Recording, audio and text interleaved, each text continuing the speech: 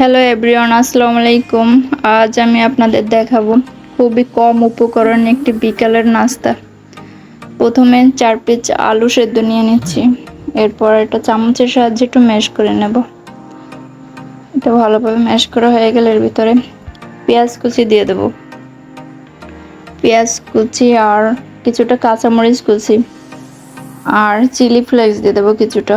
এরপরে ধনিয়া পাতা দেব কিছুটা। এগুলো দিয়ে এরপরে কর্নফ্লাওয়ার দেবো 1 চামচ পরিমাণ, আর একটু পরিমাণ মতো লবণ, আর হচ্ছে 2 পিস পাউরুটি পানিতে ভিজিয়ে নেব। এগুলো দিয়ে ভালোভাবে একটু মেখে নেব। এগুলো একটু ভালোভাবে মেখে এরপরে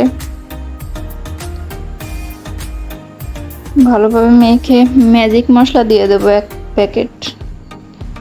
প্যাকেট ম্যাজিক মশলা দিয়ে এটাকে ভালোভাবে মিশিয়ে মেখে নিচ্ছি। আর 1 কাপ পরিমাণ বেসন দিয়েছিলাম, সেটা স্কিপ হয়ে গেছে। এটাকে ভালোভাবে মেখে হাতে একটু তেল মেখে শেপ কেটে নেব। ভালোভাবে শেপ কেটে নেব। এই তো হয়ে গেছে শেপ কাটা। তারপরে তেল গরম করে এর ভিতরে দিয়ে দিচ্ছি। এরপর 4-5 মিনিট ভাজা হয়ে গেলে উল্টে নেব। 4-5 মিনিট পর উল্টে নিয়ে কিছুটা কালার হয়ে আসলে এরপর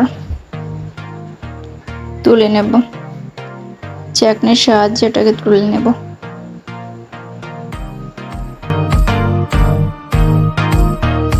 এই তো হয়ে গেছে ঝটপট বিকালের নাস্তা। যদি ভিডিওটি ভালো লেগে থাকে তো চ্যানেলটি লাইক, শেয়ার এন্ড সাবস্ক্রাইব করে দিবেন। আল্লাহ হাফেজ।